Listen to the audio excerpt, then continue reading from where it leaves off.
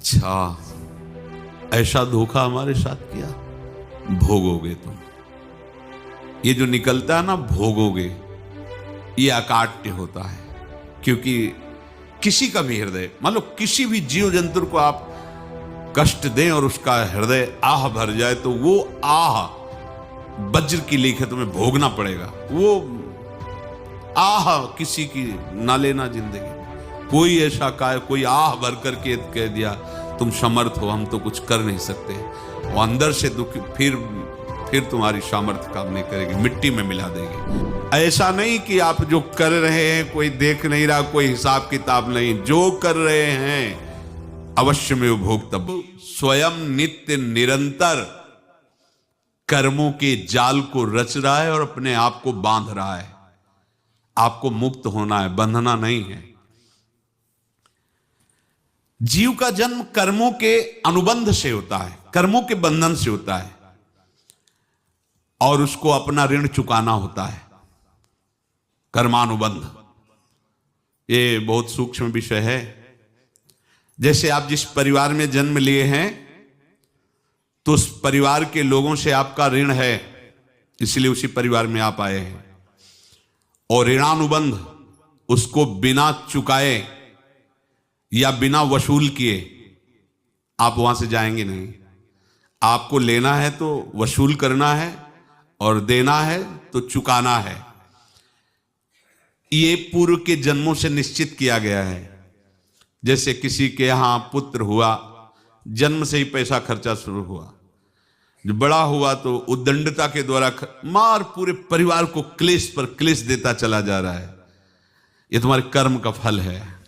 या ऐसे शक्तिहीन बुद्धिहीन ऐसे पागल पूरे जीवन सेवा करो, तुमसे अपना हिसाब चुकाने के लिए वो आया है।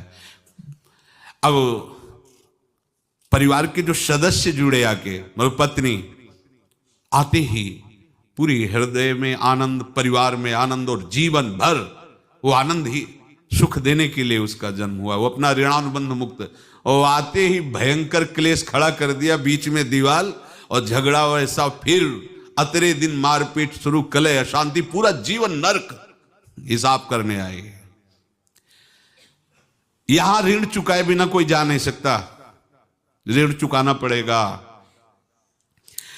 किसी का ऋण वसूल करना है तो किसी को ऋण चुकाना है, दोनों काम करने होते हैं। अनेक जन्मों में अनेक लोगों के साथ हमने जो बर्ताव किए हैं, अच्छे या बुरे, वो होंगे। अब किसी आदमी को हम जानते नहीं, अचानक मिला, अचानक टक्कर लगा और मार पीट गाली गुप्ता सब कर दिया, चुपचाप सह लो। क्यों? ये आपका हिसाब है, पूर्व का हिसाब। हमारा उससे कोई द्वेष नहीं, कोई संकल्प नहीं। अचानक घटना घटी और हमसे द्वेष करने लगा, हमें पीटने लगा, हमें गालियां दे, ये हिसाब है, चुपचाप सह जाओ। अपने घर का भाई ही भारी दुश्मन बन गया और क्लेश दे, हिसाब है। एक प्रभुदत्त ब्रह्मचारी जी की वाणी में पढ़ा था, एक महात्मा जी भ्रमण करते थे, तो उस समय असरफियां चलती थी, मोहरे असरफियां, तो उनको भेंट में देते लोग। तो या तो ठाकुर सेवा में लगे तत्काल, या संत सेवा में तत्काल लगे, उसका संग्रह करके डोलना ये ठीक नहीं है। बैरागी के लिए सिद्धांत में ये ठीक नहीं है। तो जब 2, 4, 6, 8 ऐसे मोहरे हुई, तो उन्होंने विचार किया कि और भ्रमण करके जब काफी मोहरे हो जाएंगी, तो प्रयागराज में जब कुंभ पड़ता है, एक बार पूरे सब अखाड़े के संतों को, अलग अलग संप्रदाय सब संतों को बुलाएंगे और सबको पुआएंगे। अब साधु है तो यही विचार करेगा, और क्या विचार करेगा। तो उन्होंने ऐसे डंडा बनवाया, बेंत, जो ऊपर से चूड़ीदार और भीतर पोला, और मोहरे उसमें डालते गए।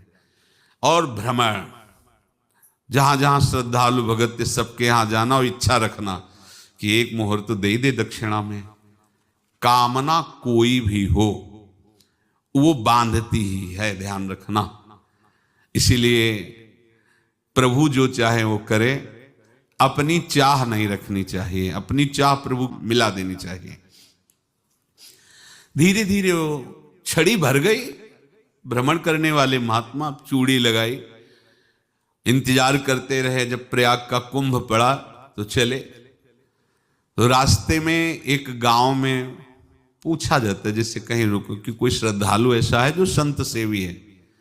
तो कुछ लोगों ने बताया हाँ एक परिवार है बहुत संत सेवी है और आपको मिलाते हैं उनसे। हाँ ये महाराज घर में रुका, खूब अच्छा हलवा पूड़ी पवाया और जो घर के मालिक थे चरण दबाए। चरण दबाते दबाते उनकी दृष्टि पड़ी उस डंडे पे, इतना मोटा और ऊपर से कुछ चूड़ी सी भी नजर आ रही, इस डंडे में तो कोई रहस्य है ही है। अब महात्मा जी को खवा पिला के सुला दिया। महात्मा जी जब सो गए तो पत्नी से धीरे से कहा वो डंडा लाओ बाबा जी का डंडा। और वो चूड़ीदार जो ही खोला पलटाया तो सैकड़ों मोहरे।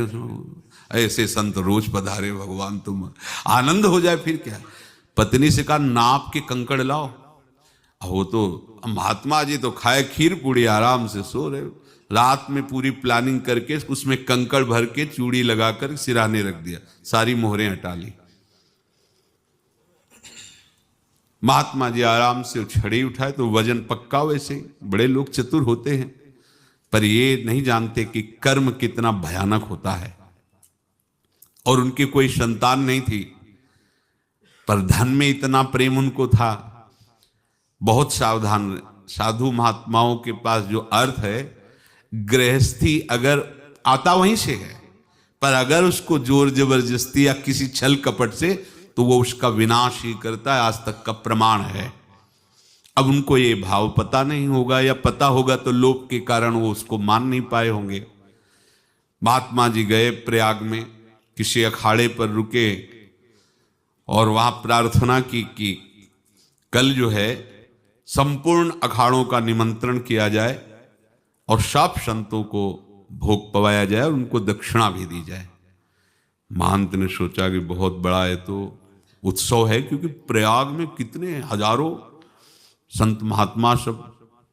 तो उनका महाराज बोरों इसमें चीनी और टीनों घी लगेगा, सब व्यवस्था। बोले आप मंगाइए, एक एक हिसाब हम करेंगे, हमारे पास सब व्यवस्था है। बोले कुछ तो पहले दे दो, वो इकट्ठे देंगे हम। उनको था कि अगर हम छड़ी खोला और दो चार मोहरे दी, किसी को पता लग गया तो गड़बड़ हो सकती। बोले हम भंडारे के समय आखिरी में सब कुछ आपको दे देंगे। ठीक है। वो अपने पास से पैसे लगाकर खूब जितना सामग्री सब लाए लाखों की और सब संतों को निमंत्रण कर दिया। संत जन निमंत्रित हो गए, भंडारा बन रहा है। तब वहां के महंत है और उनका देखो भंडारा भी बन रहा है, संतों को निमंत्रण।